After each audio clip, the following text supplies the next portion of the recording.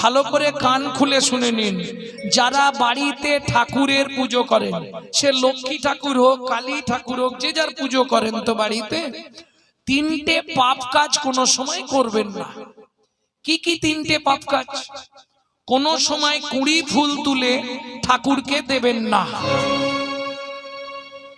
যারা আমার ইউটিউব শুনে তারা নিশ্চয়ই এগুলো জানে।